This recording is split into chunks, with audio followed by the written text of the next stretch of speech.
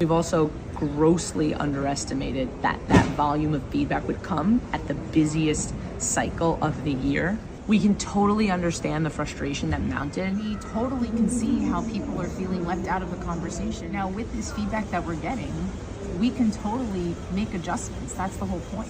Any base formula that's been presented to us has been stability tested and tested for safety. On April 1st, 2026, the Lipstick Lesbians finally responded to everything that has been floating around in the YouTube space, in the TikTok space regarding their brand. I sat down with a notepad, with a pen, and I watched their entire video that they had posted. I took extensive notes. Basically, I dissected every single statement that they had that resonated with me, and I dissected it from a journalistic, marketing, PR lens. I wrote down so many claims that they made in this video, and that's what we are talking about today. Basically, I have done 4 videos. I have a whole playlist on the Lipstick Lesbians. I definitely encourage you to go check that out, and that has all the background and the details of what has been happening with the Lipstick Lesbians and their first launch for Leaked Labs. Today, we are actually doing a fact check. We're going to look at their words on one side versus, my research, the hard evidence of things that I have found.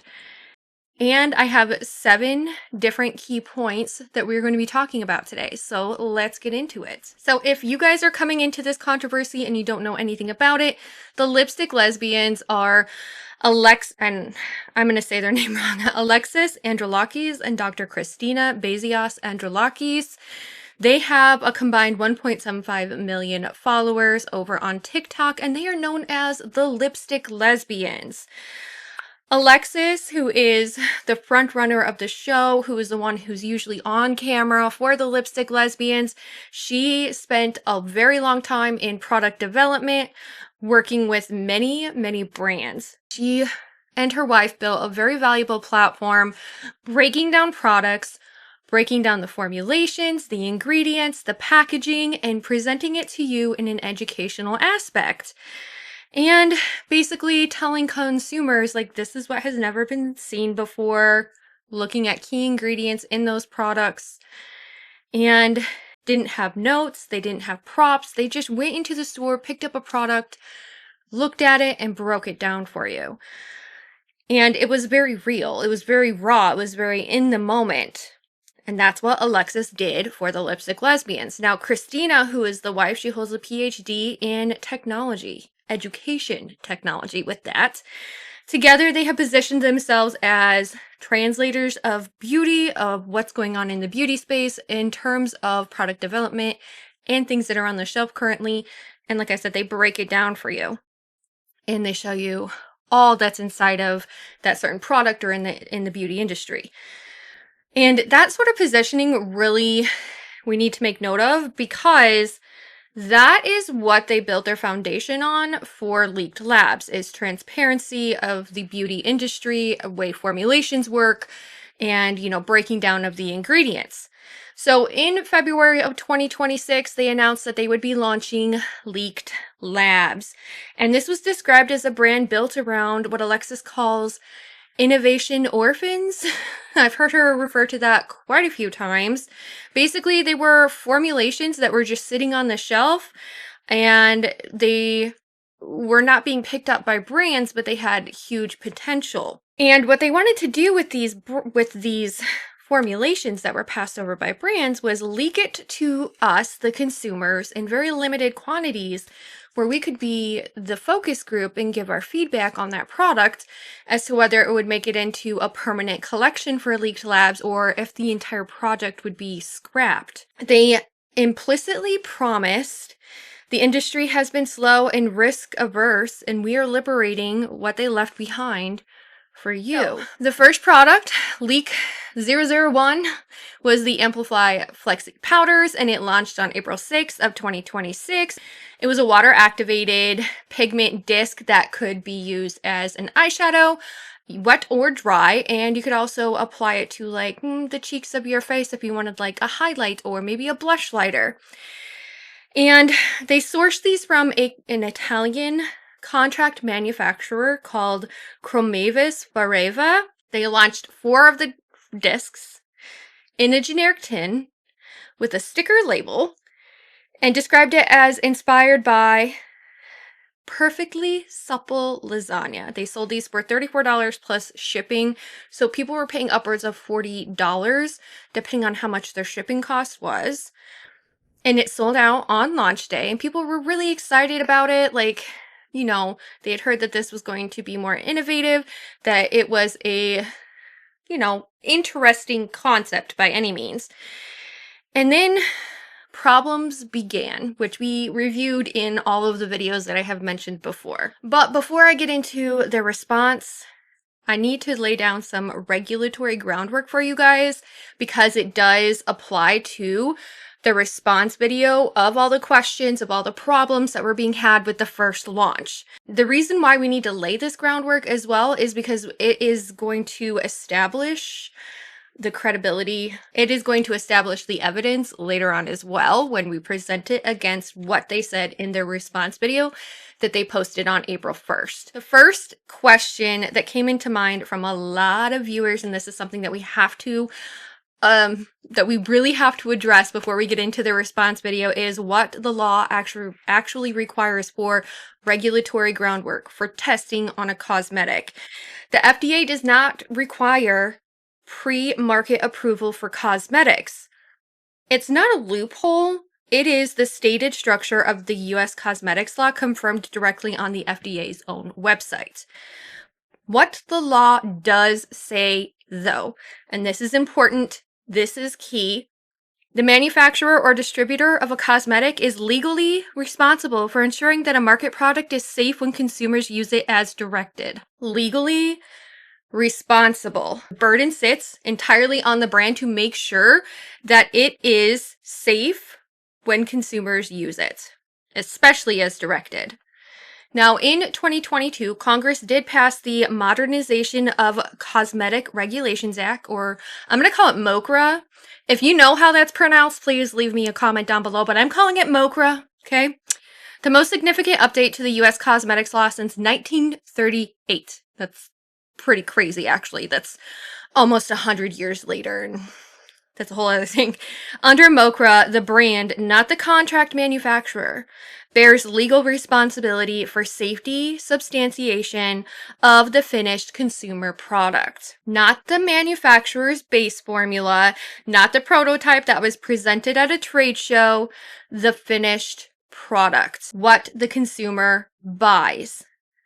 What the consumer puts on their face. This is what responsible brand level development actually looks like before a product reaches a consumer shelf, like being on retail shelves. We're going to look at this, this diagram here. It goes through stability testing, and it confirms that the formula integrity under temperature, light, and time, and it also confirms the shelf life. Preservative challenge testing it goes under, which is microbial protection under real-world use conditions. They also test for microbial limits testing. The FDA expected aerobic microorganism counts, toxicology safety assessments, which is safety of every ingredient in the finished product. Consumer use testing, that's a big one. Real world performance under actual conditions. And then the MOCRA compliance documentation, facility registration, product listing, safety substantiation on file. It's not a wish list. This is a scientific and legal distance between a lab sample and a finished product. Hold the table on that one because we're going to be coming back to that. Now we're going to look at the 7 claims and my 7 verdicts. Let's dive into their video. Their response video was finally posted on April 1st of 2026. There was a lot of commentary about the day that they posted because, as we know, April Fool's Day is on April 1st, and people are like, you're posting this on April Fool's Day. Like, do you realize the irony of this? And not to mention that the launch of the product had happened on March 6th.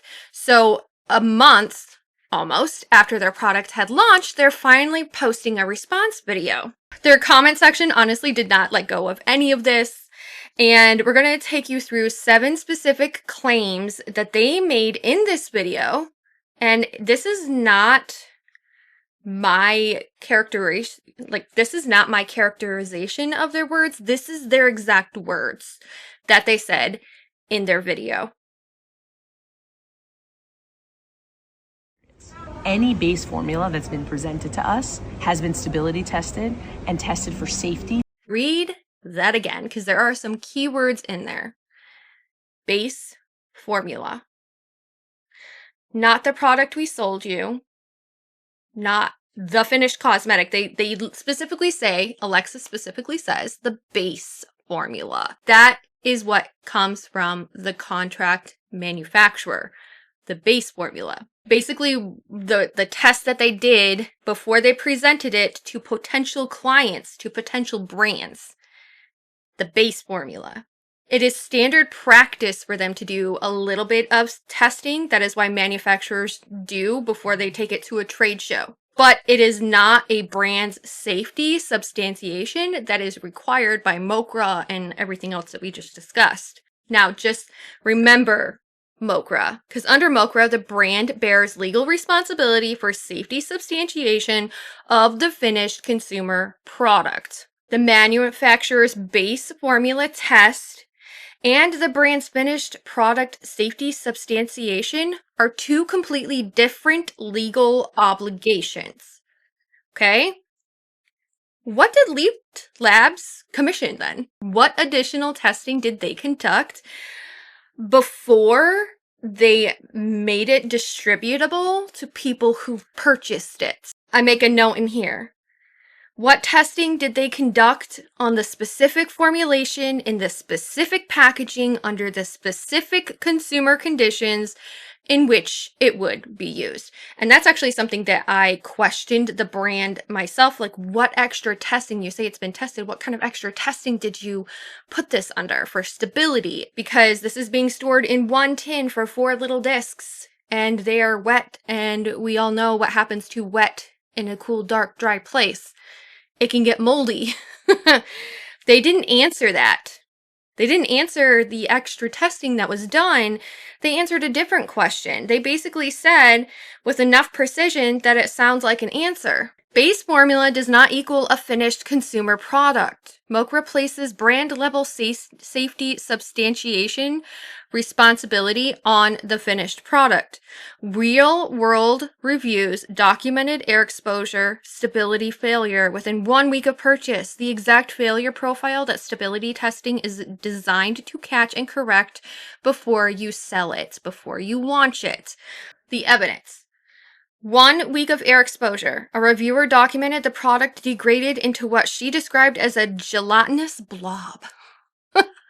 Air exposure stability failure is not a quality complaint. It is the specific failure profile that proper stability testing is designed to identify and correct before the product reaches a consumer.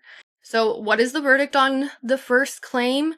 It appears that the safety claim made in their response video refers to the manufacturer's testing, the base testing that they do before they present it at a trade show or to a brand for further development. It did not answer the question of what the brand tested on the finished product. Those are not the same thing. I'm actually so humbled by the amount of people that wanted a retail ready brand from me and us. I really am. From you. I didn't expect that. I want you to read that sentence again. One more time, very, very slowly. She didn't expect that the people who paid $34 plus shipping, that they were expecting a finished product, a retail ready product. Retail ready is not a catchphrase. In product development, it is a specific stage designation, and what it means is the formula is finalized, the formula is stable. It means it is ready, retail ready, ready to be sold on the shelves of like Sephora and Ulta, or like at the drugstore if it's a drugstore brand. It means that the packaging is compliant and validated. It means that the labeling is legally accurate. It means that safety substantiation has been documented and consumer facing. It is ready for a shelf. Alexis introduced this term retroactively weeks after you paid, because when they first gave us a key into this brand, I thought it was a pretty much retail ready product that was going to be released in limited quantities in a small batch amount. She disclosed that it wasn't going to be retail ready a month after this was released, that this wasn't a retail ready product. The key point here is that she omitted that until after it had sold out. I also want to note that this isn't a claim that I'm reading in between the lines. It is a direct admission on camera by Alexis saying it's not a retail ready product. I didn't need to interpret it. I just had to slow down, digest it, and reread it a couple of times and re-listen to it a couple of times. It is not a retail ready product like what we all expected it to be. Here's what their comment section said. Unprompted, it was independent, and without regulatory framework. People said, like, I feel like I'm being gaslit.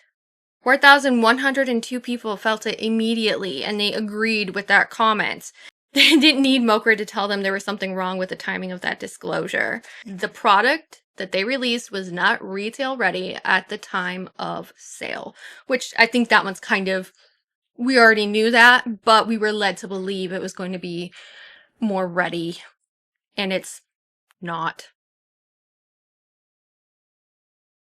Right. We hear the feedback on the price. More people want to be a part of this, and we want to include you. The most innovative formulas cost the most until there are brands and other suppliers and other tools that are created to make it lower in cost. Sometimes the raw materials themselves are at such insane costs, and then there's ways to develop. Claim 3, which is the pricing non-answer. Everybody was very upset about the fact that it was $34+ for 4 little discs. So this is just a general statement about the cosmetics industry in general, and a lot of it has to do with volume. So the more volume you order of a product, the less it's going to cost overall per piece.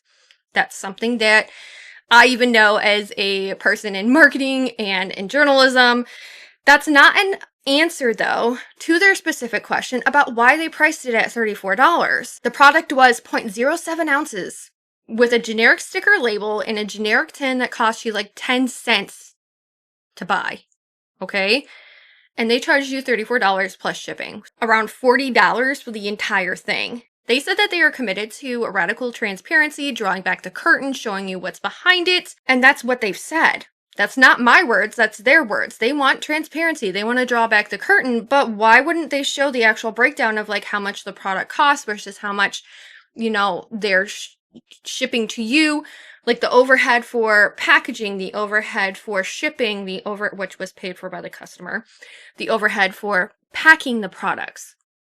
That all does go into the price, but $34, that's a bit steep. Shipping costs versus shipping charge. And that's another key point, because this was a really small tin, and I swear they mailed it in like USPS flat rate shipping or something, but like this did not weigh a lot, so they were overcharging people, in my opinion, for shipping.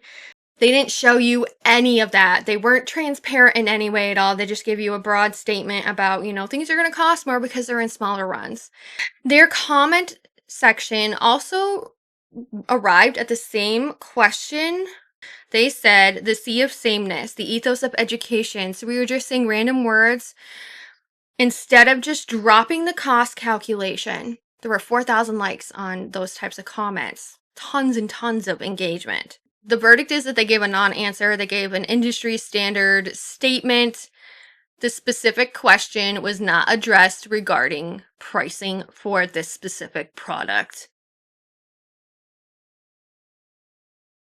Also, there is this weird conspiracy around us selling the data. I could understand why people would be upset with that, but that's not what's happening. This has been actually a really big issue because in their State of the Union, they had talked about how other brands could partner with them to test their products with the leaked lab customers. This is something that I brought up in my video as well, and that really like struck me. And since then, the State of the Union has actually been removed from their social channels. Nobody Credible has accused them of selling data, but it was that State of the Union address that really got the ball rolling and people thinking about, like, you want to partner with other brands to have us test the product, but we're paying for it. The documented critique from people in general, and also in their own survey, finally, that they sent out to people, you know, like 10 days after the launch, no, actually wasn't even, it was longer than that, who had already paid $34, was that the paying customers were asked to describe how the formula could be improved, what would make it stand out, how the product could be enhanced. That is product development work that they should be doing. The work was funded by the people and being asked by the people to do that work. Whether or not the data is subsequently sold is a completely separate question. Refuting a charge that nobody made while leaving the actual charge entirely unanswered is a logical fallacy. So we call this the straw man fallacy. Substituting a misrepresentation of the opponent's argument, then refuting the misrepresentation. The documented critique. Outsourced product development to paying customers was not addressed. The charge about data sales, which was not the primary critique, was refuted instead. This technique works in a press conference because it sounds like a rebuttal. It is not a rebuttal. It is a pivot to a different argument. So definitely watch for it because it shows up in crisis communications constantly, precisely because it is an effective way at creating an impression of accountability without actual substance to it. Because we can totally own that some of the language was definitely confusing and didn't accurately represent what we were trying to do. Okay, so this does sound like accountability. I want to show you why it's not.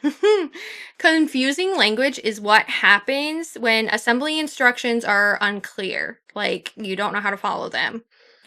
When a direction can be read two ways when someone uses a technical term in a consumer context without defining it. They use the terms like finished product versus sample or safety tested. They're not directions. They are factual claims. They have definitions and legal definitions under the FD&C Act and under MOCRA. They set a consumer's reasonable expectation before a purchase decision is made. So they reframed a factual misrepresentation as a communication problem. It is textbook crisis management. It performs accountability, but really they're not being accountable because their wording was not great. It is all a reframe. The distinction matters because confusing language implies the consumer misunderstood. Factual misrepresentation means the claim did not accurately reflect the legal or scientific reality. One is a communication failure, the other is a substantive one.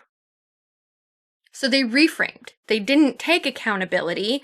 The term confusing language understates the nature of the issue. And we can do that. So we're actually going to adjust some of the leaks and when they come out in the cycle. And we're going to be extremely intentional in the language, explaining at what stage of innovation this product is hitting you, how it was developed, how it was refined, and we're going to show you all of that in our docuseries. The docuseries. They mention again for future tense. So let me give you the timeline on this specific thing with their whole docuseries that they keep mentioning. So on February 27th, Women Wear Daily had an interview with Alexis and Christina, and they said, it's basically been a documentary we've been shooting the last 18 months. March 6th, they launched. No development documentation was released. They didn't release anything. It was all just marketing jargon. On April 1st, they posted the response video. We're going to show you all that in our docuseries. Not, here is episode 1. Not, here is what we filmed in the lab. Or, here's the documentation we captured during development. Or, not, here is the clip. And I understand they were in the airport and that sort of thing, but that was also strategically planned, the way that they did this. The education behind their brand and like sharing behind the curtain is always arriving. It never actually arrives. The stated mission of this brand from the very first interview was to show you the inside process, to make the lab visible. That documentation existed in theory for 18 months before launch. Not one frame has been released. So my verdict is it's been undelivered. I think this is just hearsay at this point. They have not delivered on it. They have made 3 separate comments about the docuseries, but they have not officially shared it. When is it coming? It's undeliverable. And like I said, at this point, it just kind of feels like hogwash. Than others. Some will be formulated from scratch by me. Some will be slightly modified by me because I think they're wonderful as is. Because we're going to be transparent about that process. The premise from the Women's Wear Daily interview in February, the premise was very specific. Innovation orphans was what Alexis was trying to focus on. Formulas sitting in the manufacturer R&D departments that were passed over by major cosmetic brands. And they're liberated. They are leaked for you. They are like, launched for you because they're, gold mines of innovation, but nobody has picked them up yet.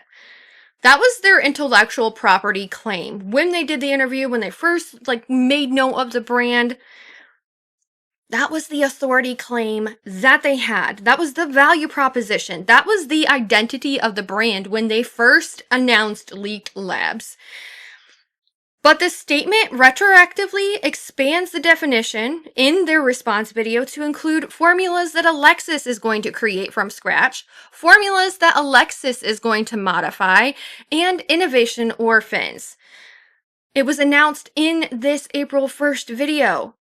This is a crisis response after the backlash revealed that the innovation orphan concept had a fundamental problem. I also want to flag a specific detail from the independent industry beauty experts I cited earlier. This is from Beauty Independent. It is a publication. I will leave it linked for you guys down below.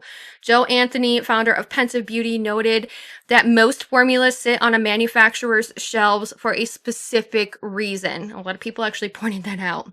So whether it was a pivot or a correction really depends on how you look into it, how you read it. What it is not is what the brand represented itself on March 6th. So they are doing a brand redefinition, it looks like. The value proposition has changed from just these lab orphans to more. It is a post-controversy without closure. Before we get to the verdict, I want to spend 60 seconds on something that I think is the most powerful piece of evidence in this entire forensic audit of the response video. And it has to do with the comment section. The last time that I looked at the video that they had posted on TikTok, 666,300 people watched the response video. I'm pretty sure it's more than that now. And the community this brand was explicitly built to serve arrived. Without MOCRA, without the FD&C Act, without a formulator on the phone. People who paid attention. It's been called out. Comments appeared like this is filled with a million buzzwords that mean nothing. People saying oh, they didn't anticipate the feedback for a brand built around feedback. That's what they literally wanted. So you're just saying random words instead of just dropping the cost calculation. Or people say they feel like they're being gaslit or it's word salad. These are not fringe critics from outside the beauty community. These are people who either bought the product or who have been following the Lipstick Lesbians. This is their people literally calling them out in their comment section.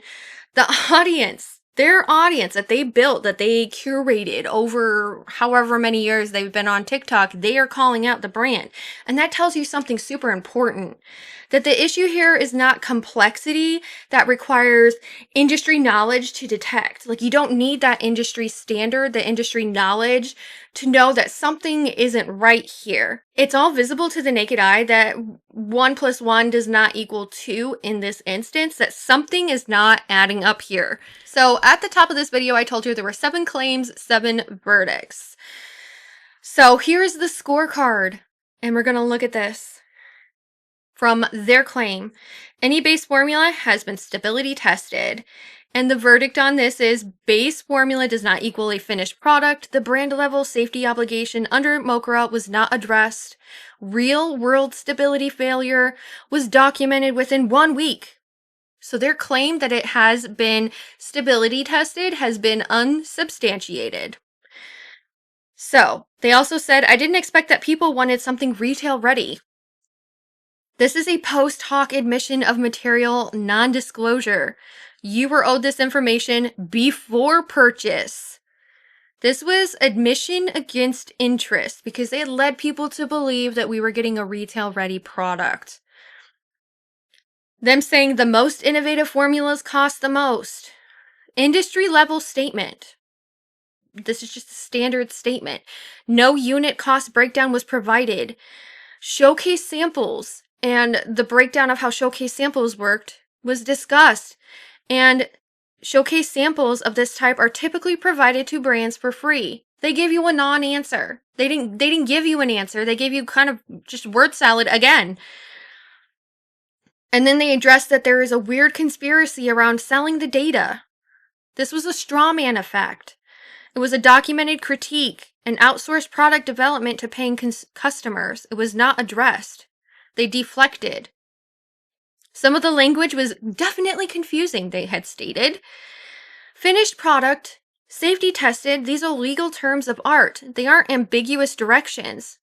They reframed misrepresentation as miscommunication, and it is not accountability.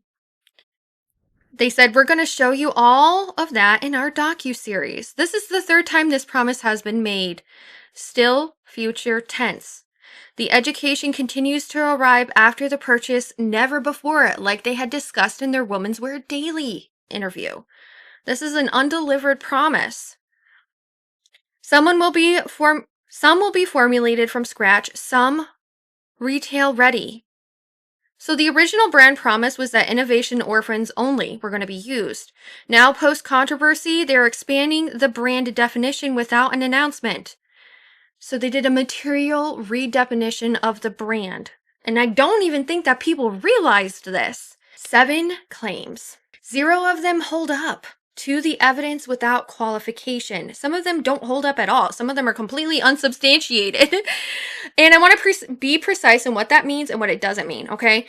It doesn't mean that the base formula is unsafe, not necessarily. The FDA does not prescribe what I described earlier as a mandatory testing list. It places legal responsibility on the brand, and we don't have documentation of what leaked labs did or did not commission for testing.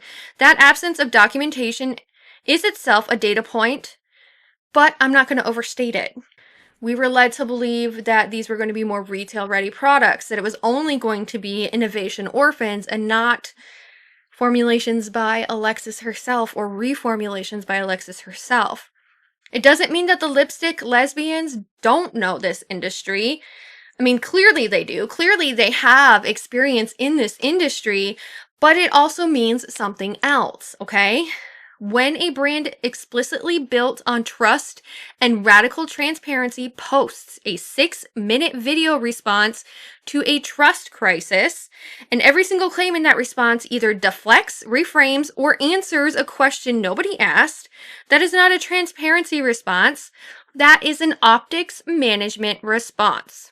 You cannot build a brand claiming that you're closing the gap between the customer and the industry when the gap is actually exposed to them post-response. And then you can't expect to build a brand on those types of principles, then post a response that requires basically a forensic audit to decode what they are actually saying to you. It is all a contradiction. You can't be transparent, but then also contradictory. It's very inconsistent. The evidence suggests it was all there from the beginning. If you purchase the Amplify Flexi Powder, I want to hear from you in the comments. If you have been following along with this whole controversy, definitely leave me a comment down below. I want to see what you guys have to say because your receipts are also data for me to look at as well. If you work in like cosmetic formulations, which I did have some people who said that they worked in labs and stuff like that, but if you work in cosmetic formulations, if you worked in contract manufacturing or regulatory compliance, I would love to hear your thoughts about this whole situation, this whole response video down below as well. If you guys like that marketing journalistic lens on the beauty space, please subscribe to my channel, and I hope I get to see you in my next video. Bye.